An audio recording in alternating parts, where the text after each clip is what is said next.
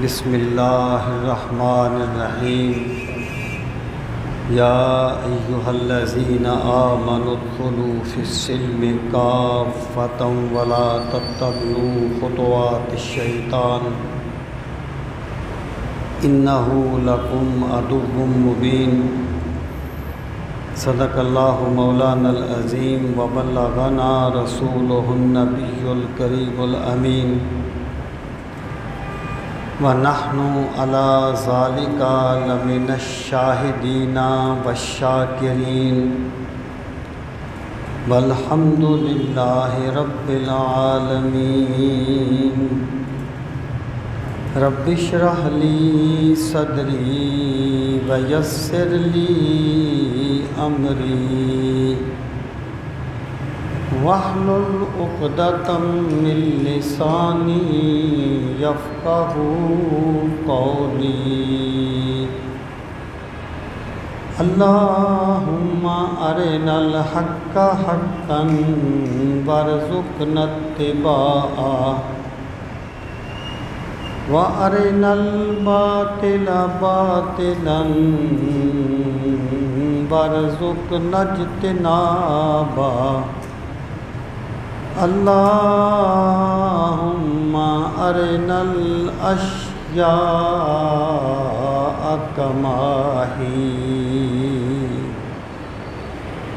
إن الله وملائكته يصلون على النبي يا أيها الذين آمنوا صلوا علیہ وسلموا تسلیما۔ اللہم صل وسلم علی سیدنا و مولانا و ملجانا محمد وعلی اصحاب سیدنا و مولانا محمد وبارک وسلم وصلی علیہ۔ الصلاۃ والسلام علیک یا رسول اللہ وعلی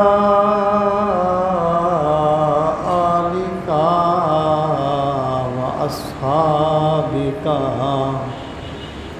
یا حبیب اللہ۔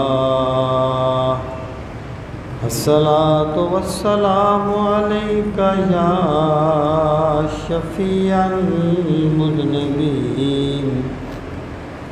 وعلی آلک واصحابک یا رحمت للعالمین۔ عزت و احترام کے لائق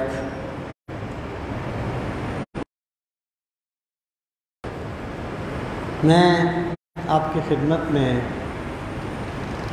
یہ عرض کر رہا تھا کہ اسلام اللہ تعالیٰ کے سامنے جھک جانے کا نام ہے۔ یہ جو اللہ تعالیٰ کی اطاعت اور اللہ تعالیٰ کے حکم کے سامنے سر تسلیم خم کر دینا، اس کی جو عملی صورتیں ہیں ان کے 3 مراحل ہیں۔ یعنی دعویٰ کرنا بہت آسان ہوتا ہے۔ جو بندہ نماز پڑھنے کے لیے اپنی نیند کا ایک جھونکا نہیں چھوڑ سکتا، وہ بھی قسمیں کھا کے کہتا ہے کہ میرا تن من دھن سب کچھ قربان ہے اللہ کی رضا کے لیے، جبکہ عملی طور پہ وہ ایک نیند کا جھونکا نہیں چھوڑ سکا۔ تو جو بھی دعویٰ ہوتا ہے اسے عمل کی صورت میں پرکھا جاتا ہے۔ تو میں نے یہ عرض کیا تھا کہ اس کے 3 مراحل ہیں اللہ تعالیٰ کی بندگی کے، جو اللہ تعالیٰ کی اطاعت اسلام کی روح ہے اس کے 3 مرحلے ہیں۔ پہلا مرحلہ عبادات ہے، اور دوسرا مرحلہ معاملات ہیں۔ ان دونوں پر میں گفتگو کر چکا۔ آج اس سلسلہ کلام کا یہ چوتھا جمعۃ المبارک ہے، چوتھی گفتگو ہے، اور آج میں اسے ایک حد تک انشاءاللہ کمپلیٹ کرنا چاہتا ہوں۔ اور اس کا جو تیسرا مرحلہ ہے وہ ہے ذوقیات، جس کو ذوقیات کا نام ہم دے سکتے ہیں بات کو سمجھنے کے لیے۔ عبادات اللہ تعالیٰ کی بہت بڑی عنایت ہے۔ جو بندہ عبادات ادا کرتا ہے اس پہ اللہ تعالیٰ کا بہت بڑا کرم ہے، لیکن یہ معاملات کی نسبت ایک آسان کام ہے۔ یعنی بندہ جو ہے وہ بڑی پابندی کے ساتھ عبادات کرے، لیکن وہ کاروبار میں ستھرا ہو، معاملات میں صاف ہو، لوگوں کے ساتھ اس کا رویہ مومنوں والا ہو، غریبوں کا احترام کرے، ہر انسان کو عزت کی نظر سے دیکھے۔ یہ معاملات ہیں۔ یہ دوسرا مرحلہ ہے اطاعت الہی کا، اور یہ عبادات سے مشکل ہے۔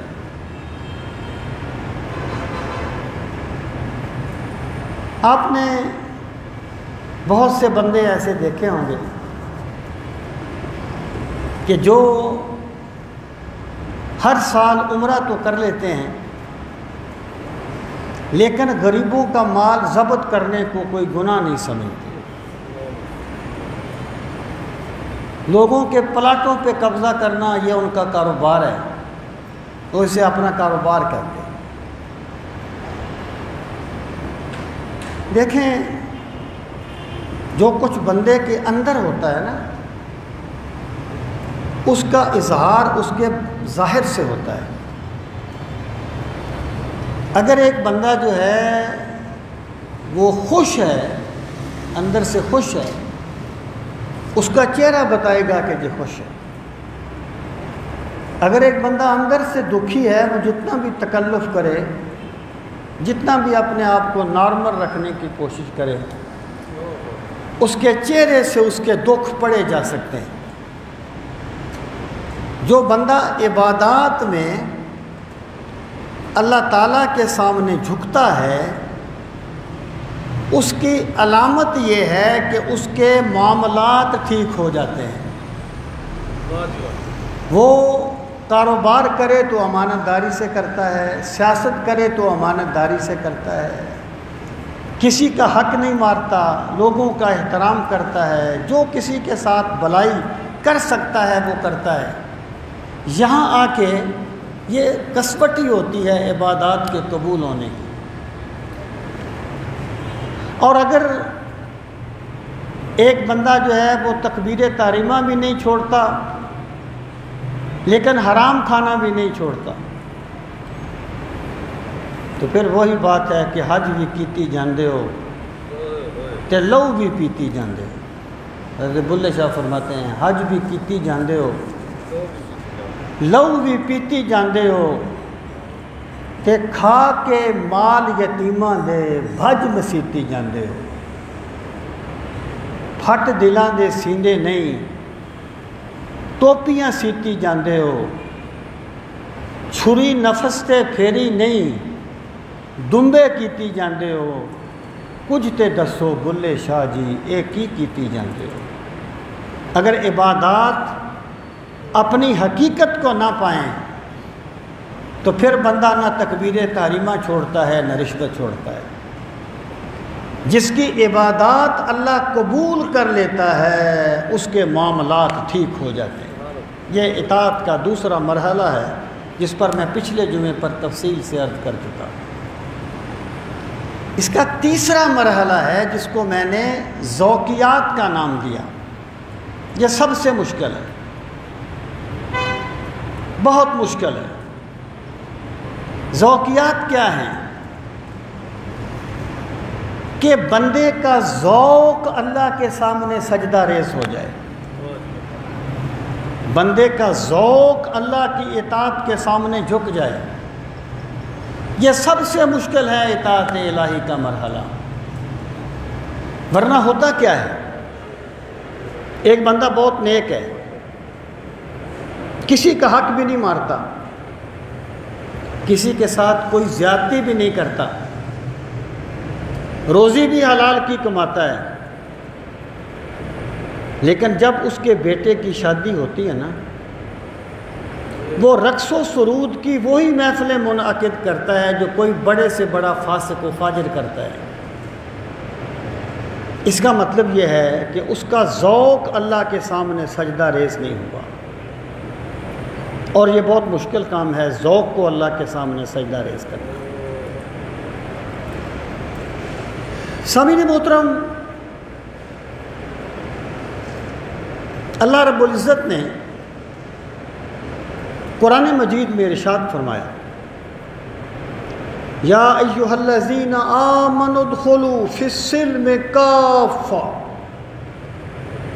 یہ جو کافہ ہے نا، یا یہ سلم کی تاکید ہے یا ادخلوا کی ضمیر کی تاکید ہے، یعنی یا اس کا مطلب یہ ہے کہ تم اسلام کو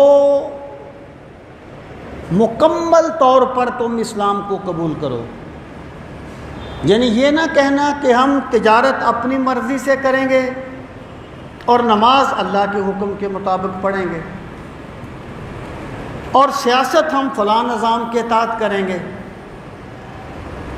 جس رب نے اسلام دیا ہے نا، اس کا دیا ہوا دین تمہاری سیاست کے لیے بھی کافی ہے، تمہاری معاشرت کے لیے بھی کافی ہے، تمہاری تجارت کے لیے بھی کافی ہے۔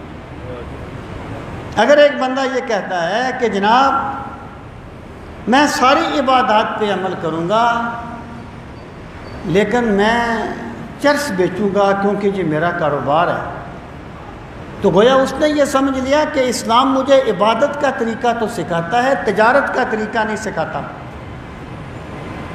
سلم کافہ سے مراد یہ ہے کہ جو مکمل اسلام ہے نا، تم اس میں داخل ہو جاؤ۔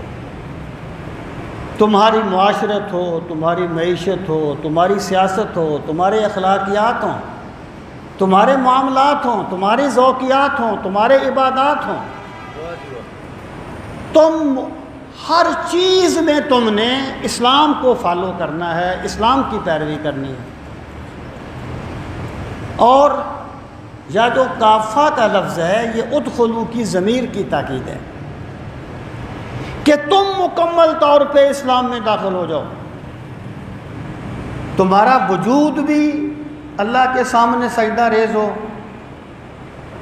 تمہارا مفاد بھی اللہ کے سامنے سجدہ ریز ہو، تمہارا نفع اور نقصان بھی اللہ کے سامنے سجدہ ریز ہو، تمہارا ذوق بھی اللہ کے سامنے سجدہ ریز ہو۔ جب تم نے مکمل طور پر اپنے آپ کو اللہ کے سامنے جھکا دیا تو پھر کہا جائے گا کہ یہ مسلمان ہو گیا ہے۔ ادخلوا فی السلم کافہ، مکمل طور پر تم اسلام میں داخل ہو جاؤ، تمہارا کوئی کام جو ہے وہ اسلام کے علاوہ نہیں ہونا چاہیے۔ اگر کوئی بندہ یہ کہتا ہے کہ جناب میں عبادات تو اسلام کے مطابق کروں گا لیکن سیاست فلاں نظام کے مطابق کروں گا، معیشت فلاں نظام کے مطابق چلاؤں گا، تو گویا وہ یہ کہنا چاہتا ہے کہ اللہ کا دین عبادات میں تو کامل ہے، تجارت میں کامل نہیں ہے، معیشت میں کامل نہیں ہے، سیاسیات میں کامل نہیں ہے، یہ اللہ کے دین پہ بہت بڑا بہتان ہے۔ اب آپ دیکھیے، آپ اس آیہ کریمہ کا پس منظر دیکھیں، پھر آپ کو ذوقیات کو اسلام کے تابع کرنے کی بات آپ پر کلیئر ہوگی۔ کچھ یہودی مسلمان ہوئے، جیسے حضرت عبداللہ بن سلام رضی اللہ تعالیٰ عنہ، اور بھی لوگ تھے مسلمان ہوئے۔ اب جو یہود کا مذہب تھا وہ اپنے اوپر اونٹ کا گوشت حرام سمجھتے تھے، یعنی وہ اونٹ کا گوشت نہیں کھاتے تھے، ان کے نزدیک یہ حلال نہیں تھا۔ اب آپ مجھے بتائیں کہ جس بندے نے بچپن سے لے کر 40-50 سال کی عمر تک ایک جانور کا گوشت نہ کھایا ہو اور وہ کوئی ایسا مذہب قبول کر لے جس میں اس کو کھانا منع نہ ہو، تو اس کے لیے اسے پھر بھی کھانا مشکل ہوتا ہے۔ رسمیں بھی جب پرانی ہو جائیں تو مقدس ہو جاتی ہیں، جب عادات پرانی ہو جائیں تو فطرت بن جاتی ہیں۔ ٹھیک ہے، مثلا میں مثال دیتا ہوں، اللہ تعالیٰ سب کے ایمان کی حفاظت فرمائے۔ ہم مسلمان گدھے کو حرام سمجھتے ہیں یا خنزیر کو ہم حرام سمجھتے ہیں، ہمارے نزدیک وہ حرام ہے۔ اگر بالفرض کوئی بندہ مرتد ہو جائے، اسلام چھوڑ دے، گدھے کا گوشت اس کے لیے کھانا پھر بھی مشکل ہوگا، کیونکہ یہ اس کا مزاج بن گیا۔ اب ہوا کیا تھا، اونٹ کا جو گوشت تھا وہ مفسرین یہ کہتے ہیں کہ اللہ تعالیٰ نے ان پہ حرام نہیں کیا تھا۔ حضرت یعقوب علیہ السلام کو ایک بیماری تھی اور طبیبوں نے یہ بتایا تھا کہ تم اونٹ کا گوشت چھوڑ دو، جیسے حکیم بتا دیتے ہیں ابھی بڑا گوشت نہ کھایا کرو، گوشت چھوڑ دو، انہوں نے ترک کر دیا۔ تو یہود نے اس وجہ سے اسے اپنے اوپر حرام سمجھ لیا۔ اچھا، اب جب یہ لوگ مسلمان ہوئے، حضرت عبداللہ بن سلام رضی اللہ عنہ وغیرہ، انہوں نے یہ سوچا کہ یار اونٹ کا گوشت کھانا طبی طور پہ ہمارے لیے مشکل ہے، ہم اس کو حرام نہیں کہتے، ہم نے اسلام قبول کر لیا ہے اور اسلام میں اونٹ کا گوشت حرام نہیں ہے، ہم اسے حرام نہیں کہتے، لیکن ہمارے لیے مشکل ہے، اسلام میں بھی تو کھانا فرض نہیں ہے۔ آپ نے کتنی مرتبہ کھایا اونٹ کا گوشت؟ میں نے تو آج تک نہیں کھایا۔ اس کی وجہ یہ نہیں ہے کہ مجھے اس میں کوئی قباحت ہے، اتفاق ہی نہیں ہوا، ہمارا کلچر ہی نہیں ہے۔ تو انہوں نے سوچا کہ چلو اونٹ کا گوشت نہیں کھاتے، مزاج کی بات بھی رہ جائے گی، اسلام میں لازم تو نہیں ہے نا اونٹ کا گوشت کھانا۔ وہ پہلے یعنی اس کلچر میں اونٹ کا گوشت عمومی کھایا جاتا تھا۔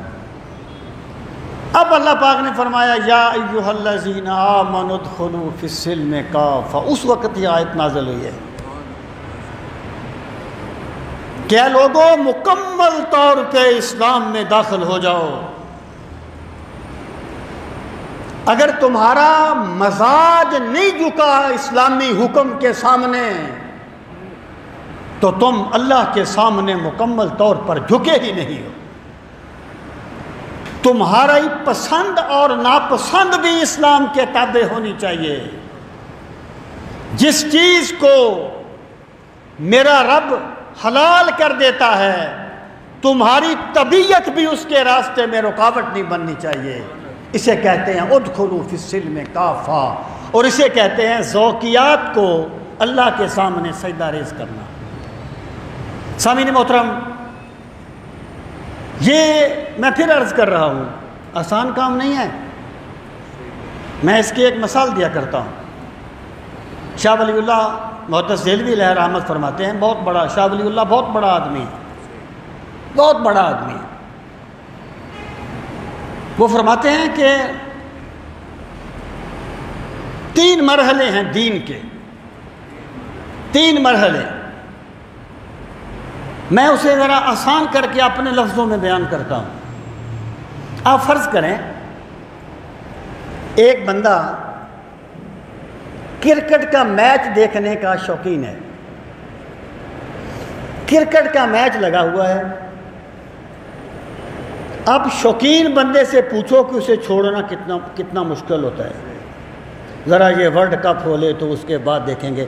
وہ کسی نے ایک نظم لکھی تھی بڑی مزاحیہ سی کہ مجھے ہمسائے کے گھر میں جو آگ کے شعلے نظر آئے، یکدم فائر بریگیڈ فون کھڑکائے، مگر پہنچے تو وہاں سے یہ جواب لاجواب آئے، ذرا یہ ورلڈ کپ ہو لے تو اس کے بعد دیکھیں گے. میرا ایک دوست برسوں بعد مجھ سے ملنے آیا کل، دل کا جو پڑا دورہ وہیں ہو گیا وہ بے کل. تو اسے یہ دیکھ کر ڈاکٹر یہ کہنے لگا ذرا یہ ورلڈ کپ ہو لے تو اس کے بعد دیکھیں گے. یعنی کام ٹھپ ہو جاتے ہیں، گلیاں سنسان ہو جاتی ہیں. آپ یقین جانیں بری روڈ پہ بچوں کو کرکٹ کھیلتے ہوئے دیکھا ہے میچ کے درمیان. یہ شوق ہے ہمارا. نماز کے لیے 5 منٹ نکالتے ہوئے موت پڑ جاتی ہے بندوں کو اللہ ماشاءاللہ، اور کرکٹ کے میچ میں ایسے بیٹھے ہوتے ہیں جیسے کوئی عبادت کر رہے ہیں. حد ہوتی ہے یار ہر چیز کی، ہر چیز کا ایک مقام ہوتا ہے زندگی میں. تو میں یہ کہہ رہا تھا کہ ایک بندہ جو ہے وہ کرکٹ کا میچ دیکھ رہا ہے یا کوئی ڈرامہ دیکھ رہا ہے. اب ڈرامے بھی آپ جانتے ہیں قسط وار چلتے ہیں، تو وہی لوگ جو دیکھتے ہیں ان کے لیے بڑا مرحلہ ہوتا ہے. اب اس وقت جب وہ ڈرامہ دیکھ رہا تھا یا جب وہ میچ دیکھ رہا تھا، اللہ کے منادی کی آواز آ گئی، حیا علی الصلاۃ، لوگو تمہیں اللہ نے نماز کے لیے بلایا ہے. اب بندے کے جو ایمان ہے نا، اب اس کے 3 مرحلے. پہلا مرحلہ یہ ہے کہ جتنی دلچسپی اسے میچ دیکھنے میں تھی، اب وہی دلچسپی میچ چھوڑ کے رب کو سجدہ کرنے میں مل جائے. یہ کمال ایمان ہے، کمال ایمان، کہ جتنی دلچسپی اسے پہلے وہ ڈرامہ دیکھنے میں تھی یا میچ دیکھنے میں تھی. بندہ سو رہا ہے، نماز کا وقت ہو گیا، جیسے اسے نیند پیاری تھی ویسے اسے نیند چھوڑ کے رب کو سجدہ کرنا محبوب ہو جائے. کمال ایمان ہے. اس بندے نے اپنی ذوقیات کو رب کے سامنے سجدہ ریز کر دیا ہے کہ میرے مالک یہ میچ مجھے بڑا محبوب ہے، لیکن میرے مولا تیرے حکم سے بڑھ کے محبوب نہیں ہے. جب تیرا حکم ملا ترک محبت کر دی، دل مگر اس پہ وہ تڑپا کے قیامت کر دی. جب حکم مل گیا تو میں نے ہر چیز کو چھوڑ دیا. وہ دلچسپی جو پہلے وہاں تھی اب یہاں ہو گئی. اشفاق صاحب کی بات آپ کو سناتا رہتا ہوں، وہ کہا کرتے تھے عبادت کو سیلیبریٹ کیا کرو، سیلیبریٹ کیا کرو. مطلب کیا ہے؟ عبادت کو بوجھل دل کے ساتھ نہیں کرنا چاہیے کہ پھر زکوٰۃ دینی پڑے گی، پھر روزہ رکھنا پڑے گا، پھر مجھے نیند چھوڑ کے نماز کے لیے جانا پڑے گا. جیسے ایک بندہ شوق کے ساتھ اپنے محبوب دوست سے ملنے کے لیے جاتا ہے، جب وہ اللہ کی بارگاہ میں سجدہ کرنے کے لیے آئے تو اس میں یہ کیفیت طاری ہو کہ میں اپنے محبوب رب سے ملاقات کرنے کے لیے جا رہا ہوں. اس کو کہتے ہیں ذوق کو تابع کر دینا، اور یہ کمال ایمان ہے، کمال ایمان. اور یہ چیزیں خوش فہمیوں سے نہیں ملتی. سب سے پہلی چیز احساس ہے، احساس کہ بندہ سمجھے کہ مجھ میں یہ کمی ہے. پھر بندہ اس کے لیے تدارک کی کوشش کرتا ہے، پھر وہ جد و جہد کرتا ہے، پھر اللہ سے دعا مانگتا ہے، پھر میرا رب اس کے نتائج دیتا ہے. اللہ اللہ کرتے کرتے ہو نظر آیا مجھے، اللہ اللہ کرتے کرتے ہو نظر آیا مجھے، اور ہوں میں جب میں گم ہوا پھر تو نظر آیا مجھے. اس کے لیے بھی کوشش کرنی پڑتی ہے. شاہ ولی اللہ فرماتے ہیں دوسرا مرحلہ یہ ہے کہ بندے کا جی تو نہیں چاہتا کہ وہ میچ چھوڑے، اس کا جی تو نہیں چاہتا کہ وہ ڈرامہ چھوڑے، جی تو نہیں چاہتا کہ وہ نیند چھوڑے، لیکن وہ چھوڑ دیتا ہے رب کا حکم جو آ گیا ہے، دل پہ جبر کر کے چھوڑ دیتا ہے. کہتے ہیں یہ بھی ایمان کا اظہار ہے لیکن ناقص ہے. وہ اقبال نے کہا تھا نا، در اطاعت کوش آ غفلت شیار، می شود از جبر پیدا اختیار. اقبال کہتے ہیں کہ اے بندے اللہ کی بندگی میں کوشش کیا کر، تیرا جی نہیں بھی چاہتا نا صبح تلاوت کرنے کا، دل پہ جبر کر کے بھی کیا کر. میرا رب اسی جبر سے اختیار کے دروازے کھول لیتا ہے. می شود از جبر پیدا اختیار، یہ اللہ کا ضابطہ ہے. یہاں جبر سے اختیار پیدا ہوتا ہے. اگر بندے کا جی نہیں بھی چاہتا عبادت کرنے کو تب بھی کرے. کیفیت ملنا عبادت میں مقصود عبادت نہیں ہے. عبادت میں کیفیت ملنا مقصود عبادت نہیں ہے، یہ محض میرے رب کا کرم ہے. مقصود عبادت اللہ کے سامنے عاجزی کا اظہار کرنا ہے، اللہ کے سامنے جھکنا ہے. دل نہیں بھی کرتا بندہ پھر بھی عبادت کرے، کیونکہ عبادت تو کرتا ہے نا.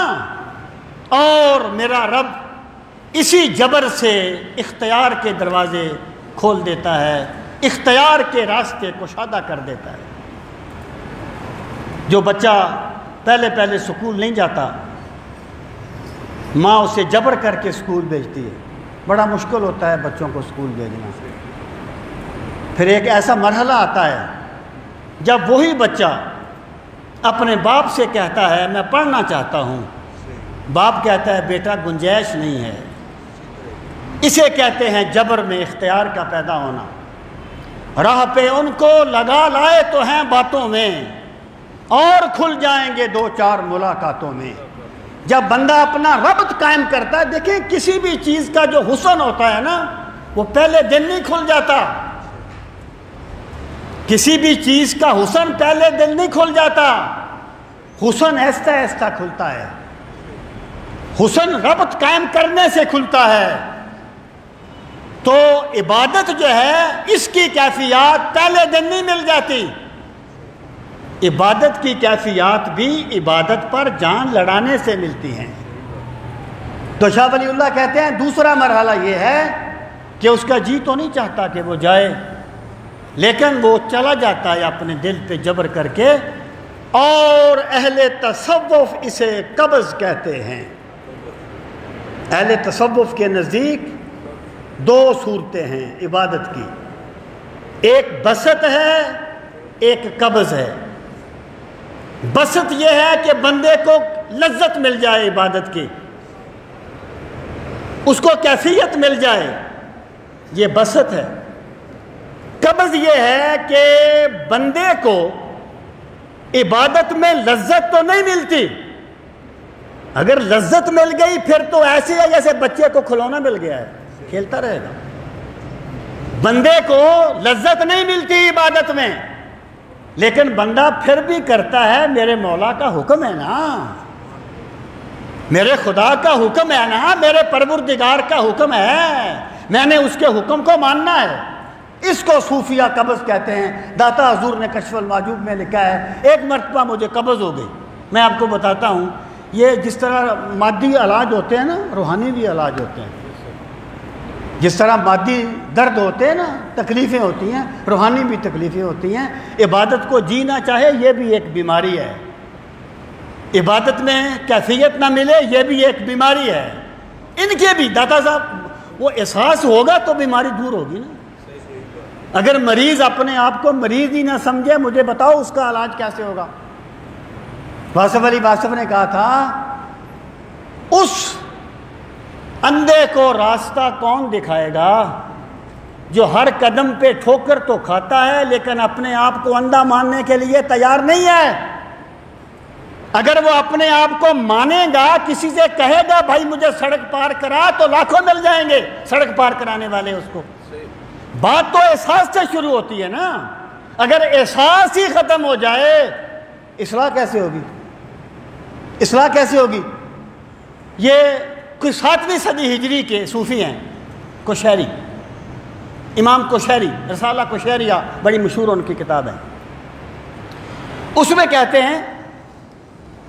ہیں ہمارا دور وہ ہے لوگوں جس دور میں لیلا کے خیمے تو موجود ہیں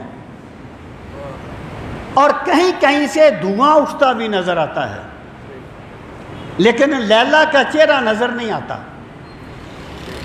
7ویں صدی ہجری کا صوفی کوشیری کہتا ہے، 7ویں صدی، کہ لیلا کا چہرہ نظر نہیں آتا۔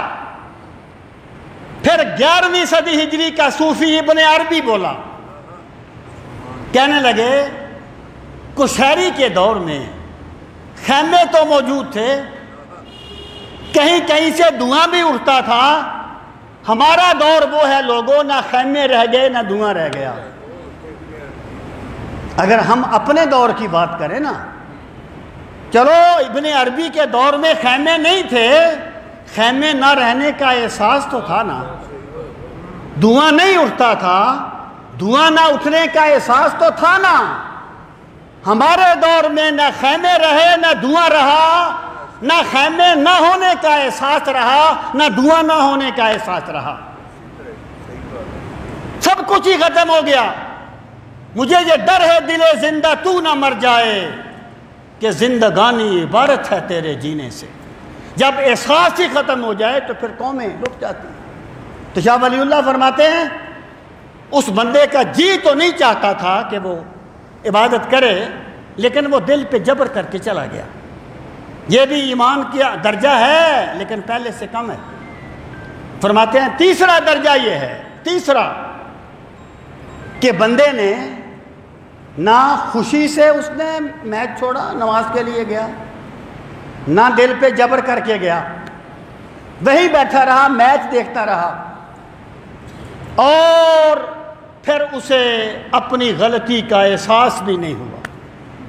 اقبال نے کہا تھا وائے ناکامی متائے کارواں جاتا رہا، وائے ناکامی متائے کارواں جاتا رہا، اور کارواں کے دل سے احساس زیاں جاتا رہا۔ اگر قافلہ لٹ جائے نا، قافلے والوں کو احساس ہو کہ ہم لٹ گئے ہیں، ہمارا نقصان ہو گیا ہے، تو جس بندے کو نقصان کا احساس ہو وہ اسے کور کرنے کی کوشش کرتا ہے۔ اگر نقصان کا احساس ہی نہ ہو تو پھر وہ کیسے کور کرے گا؟ تو فرماتے ہیں جو بندہ اس مرحلے پر ہے اسے چاہیے کہ وہ اپنے ایمان کی فکر کرے۔ اس نے ایمان کا کوئی تقاضا بھی پورا نہیں کیا، تو ذوقیات کو دین کے تابع کرنا کیا ہے؟ ذوقیات کو سجدہ ریز کرنا کیا ہے؟ کہ جیسے ایک بندے کو پہلے نیند محبوب تھی پھر اسے نماز محبوب ہو جائے، جیسے اسے مال کمانا محبوب تھا پھر اسے اللہ کی راہ میں مال صدقہ کرنا محبوب ہو جائے۔ اس کو کہا جائے گا ذوق کا شریعت کے تابع ہو جانا، یا ذوق کا اطاعت الہی کی بندگی میں آ جانا۔ سامعین محترم، اور میں آپ سے پھر عرض کروں گا کہ خوش فہمیوں سے کوئی کبھی منزل نہیں ملی۔ خوش فہمیاں جو ہے نا، اس کے بڑے فیکٹر ہیں۔ یہ بات وہی ہے کہ مرغی پہلے یا انڈا۔ لوگوں کو اصحاب منبر و محراب نے غلط راستے پر ڈالا، یا لوگوں نے اصحاب منبر و محراب کو غلط راستے پر ڈالا، یہ فیصلہ آپ خود کر لینا۔ اس پہ کبھی غور کرنا اس کے کیا اسباب ہیں، کیوں خوش فہمیوں کی افیون میں مبتلا کر کے چلے جاتے ہیں لوگ، اس پہ کبھی خود غور کرنا۔ یہ یہودیوں کا طریقہ ہے،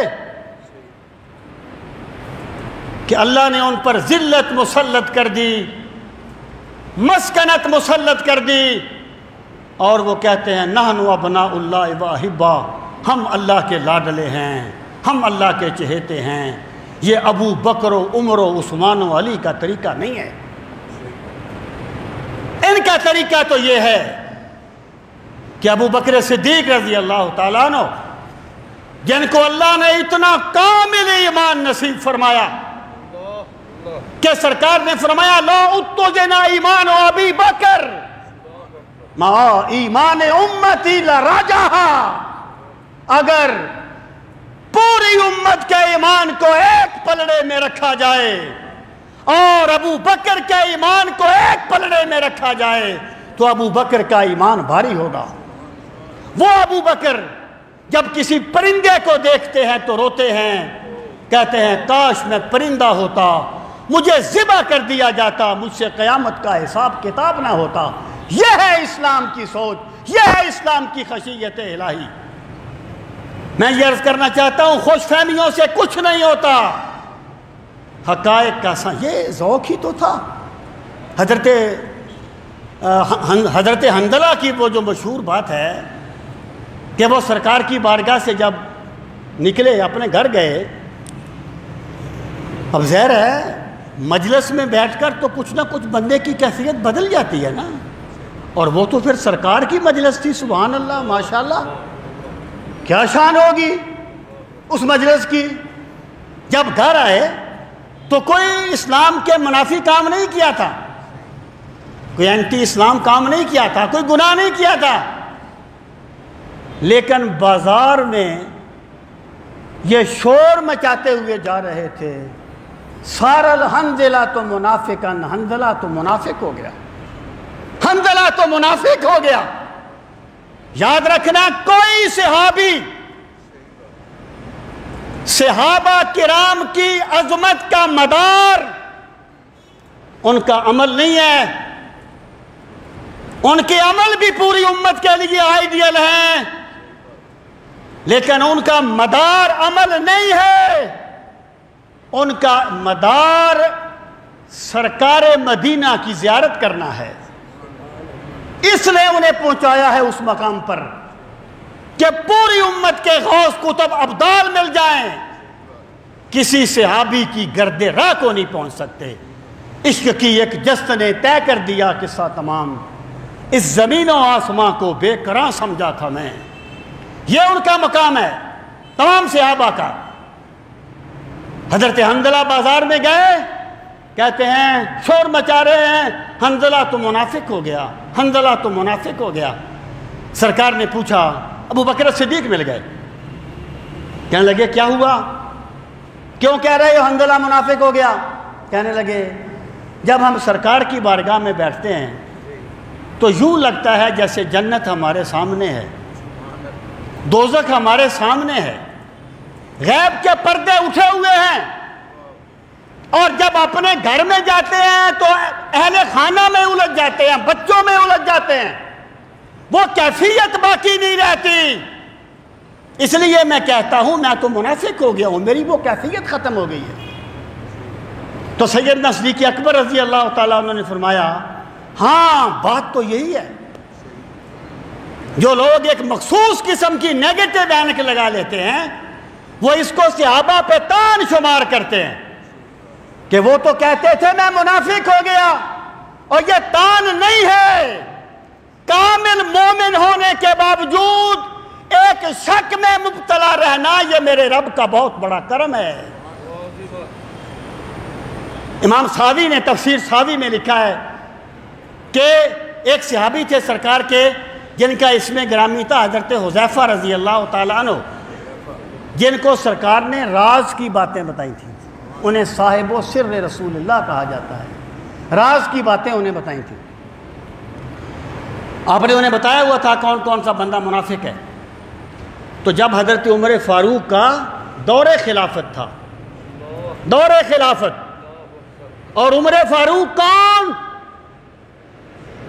کہ جن کے بارے میں سرکار نے فرمایا لو کان بعدی نبی لکان عمر، میرے عمر کا مقام اتنا بلند ہے کہ اگر میرے بعد کوئی نبی ہونا ہوتا تو عمر نبی ہوتا،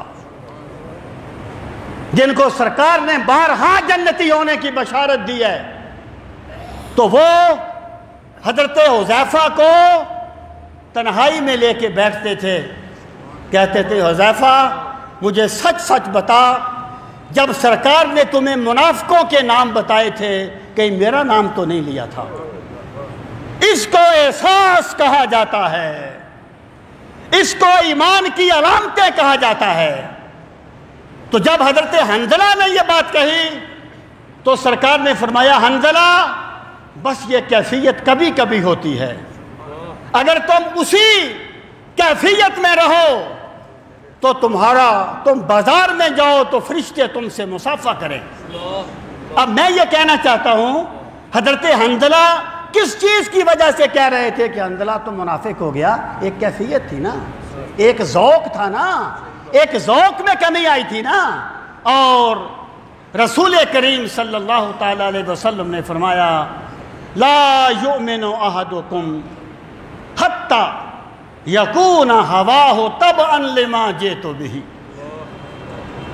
اے لوگو، تم میں سے کوئی شخص اس وقت تک مومن نہیں ہو سکتا، کامل مومن مراد ہے، مطلق مومن نہیں، کامل مومن، جو بندہ ایمانیات کو مانتا ہے اور کسی نص کا منکر نہیں ہے، وہ مومن ہے۔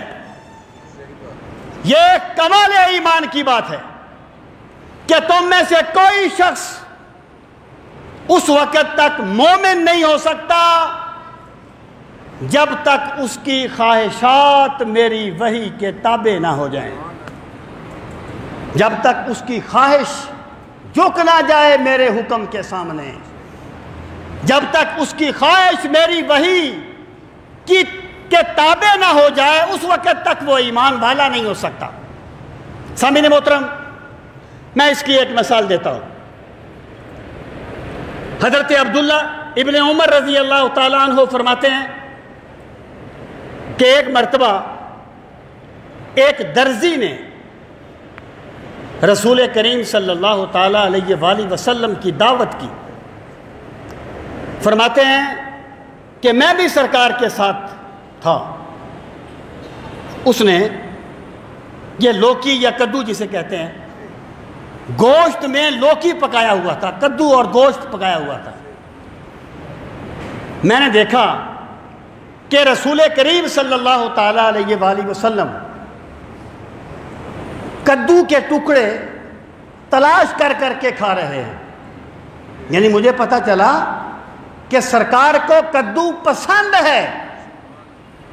اب وہ یہ نہیں کہتے کہ اس کے بعد میں نے کدو کو کھانا شروع کر دیا، وہ کہتے ہیں فَلَمْ أَزَلْ أُحِبُّ الدَّبَّا، جس دن سے مجھے معلوم ہوا کہ سرکار کو کدو پسند ہے، مجھے بھی کدو سے محبت ہو گئی، میں محبت کرنے لگ گیا کدو سے۔ اسے کہتے ہیں ذوق کو شریعت کے تابع کر دینا، اپنے ذوق کو حکم الہی کے سامنے سجدہ ریز کر دینا۔ سامعین محترم، بہت سی ایسی آپ کو مثالیں ملیں گی۔ اب میں آپ کو ایک اور مثال دیتا ہوں۔ آپ جانتے ہیں کہ جب سرکار غزوہ تبوک کے لیے گئے تو 3 صحابہ ایسے تھے جو مخلص ہونے کے باوجود تبوک پر سرکار کا ساتھ نہیں دے سکے تھے، منافق بھی نہیں گئے تھے۔ جب سرکار واپس تشریف لائے تو منافق آتے، ہیلے بہانے کرتے اور سرکار فرما دیتے جاؤ اللہ رحم کرے، چلے جاؤ، تم پر کوئی گرفت نہیں، وہ چلے جاتے، کیونکہ ان کے دل میں تو سرکار کی محبت ہی نہیں تھی۔ اور افسوس تو محبت کرنے والے پہ ہوتا ہے نا، دشمن نہ ملے تو کیا افسوس ہے جناب، دشمن جو ہے، منافق نہ ملے تو کیا افسوس ہے، لیکن احساس اسے ہوگا جسے سرکار مدینہ کی محبت نصیب ہو چکی ہوگی۔ وہ اعظم چشتی نے کہا تھا عشق کتاباں بچ نہیں لبدا، عشق کتاباں بچ نہیں لبدا، تے نہ اے دولت ہر ہتھ آئی، نہ اے شمع جلے ہر دل وچ، تے نہ ہر گھر وچ روشنائی، اے شراب نہ ہر میخانے، تے نہ ہر بندہ سودائی، اعظم او کوئی ورلا ورلا جنوں صورت یار دکھائی۔ یہ تو سرکار کی نظر کرم ہو تو سرکار کی محبت ملتی ہے۔ تو حضرت کعب فرماتے ہیں، لمبی بات ہے مختصر کر رہا ہوں، جب میں سرکار کی بارگاہ میں گیا تو سرکار نے میری توبہ قبول نہیں کی۔ آپ نے فرمایا چلے جاؤ، اللہ تعالیٰ تمہارے بارے میں جو فیصلہ کرے گا تم اس کے مطابق چلو گے۔ کہتے ہیں میں آ کے گھر میں بیٹھ گیا، چند دن گزرے تو سرکار نے فرمایا انہیں کہو اپنی بیویوں سے الگ ہو جائیں۔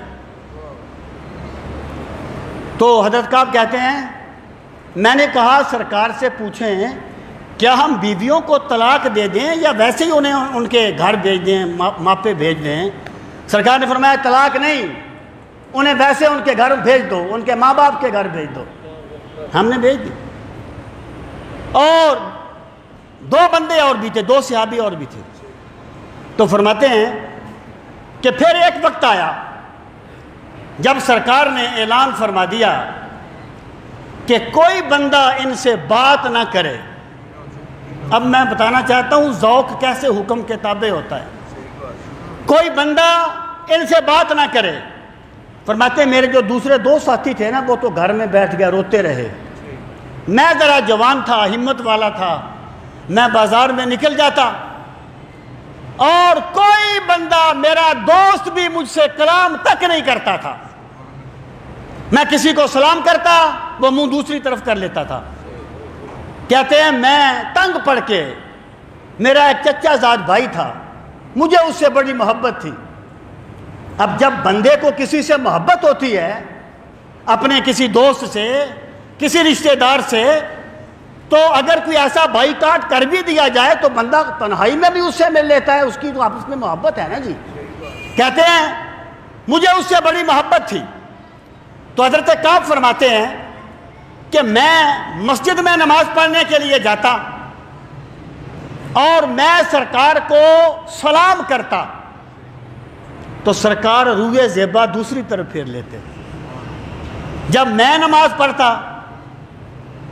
اور پھر میں ذرا آنکھ ٹیڑھی کر کے دیکھتا تو سرکار مجھے دیکھ رہے ہوتے تھے۔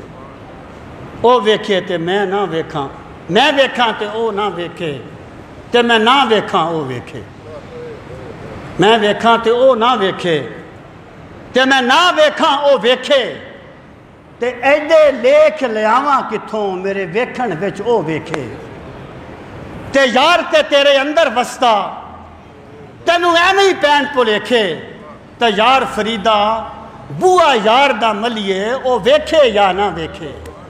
محبت میں مقابلہ نہیں ہوتا، یہ برابری نہیں ہوتی، محبت محبت ہوتی ہے، انا مار دیتی ہے۔ یہ تو سرکار دو عالم کی محبت تھی۔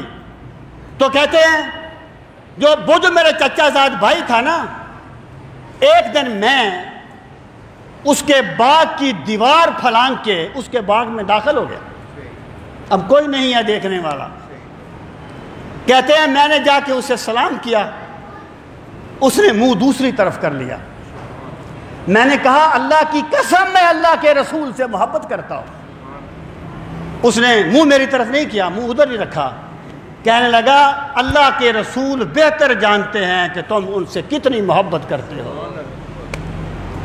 ہماری تمہاری ایک محبت کا رشتہ تھا،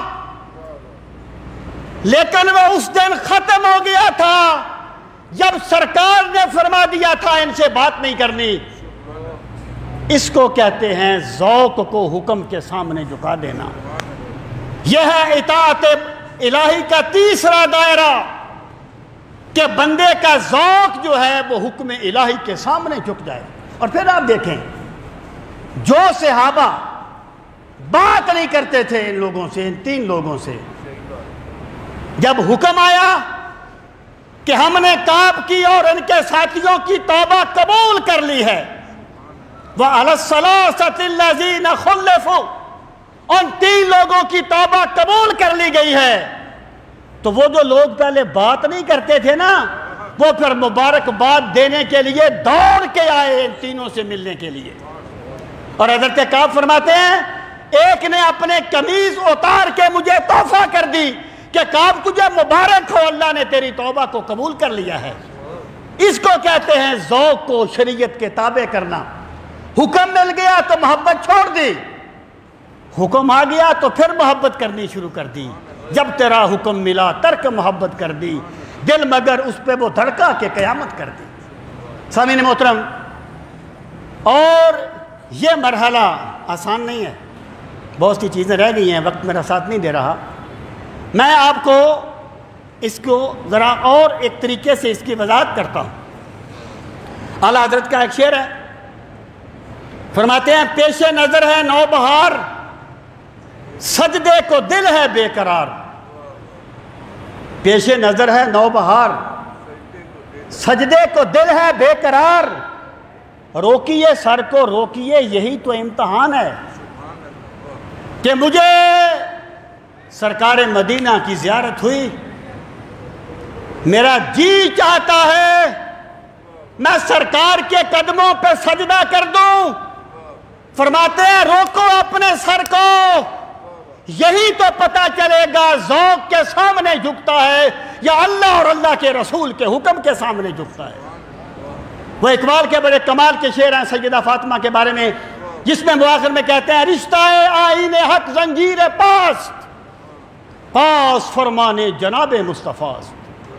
کہتے ہیں سیدہ زہرا مجھے اسلام کا قانون روکتا ہے، رشتہ آئین حق زنجیر پاس، پاس فرمانے جناب مصطفیٰ۔ مجھے سرکار کے فرمان کا خیال ہے، ورنہ گردے تربتش گردید میں، سجدہ ہاں برخاک او پاشید میں۔ سیدہ زہرا ورنہ میرا جی چاہتا ہے میں تمہاری مرکز منور کا طواف کروں اور میں تمہاری مرکز منور کو سجدے کر دوں، لیکن میرے رب نے، میرے پاک نبی نے مجھے اس سے منع کر دیا۔ سامعین محترم، جو بندہ روٹین میں تو اللہ کے سامنے جھک جاتا ہے، لیکن غیر معمولی حالات میں اللہ کے دائرے سے، اللہ کی بندگی کے دائرے سے نکل جاتا ہے، اس کا مطلب یہ ہے اس کا ذوق، اس کا وجود تو مسلمان ہو گیا ہے، اس کا ذوق ابھی مسلمان نہیں ہوا۔ اللہ تعالی ہم سب کو دین کا فہم صحیح نصیب فرمائے۔ جن حضرات نے سنتیں ادا کرنی ہیں وہ سنتیں ادا کر لیں، بعد میں مسجد کے لیے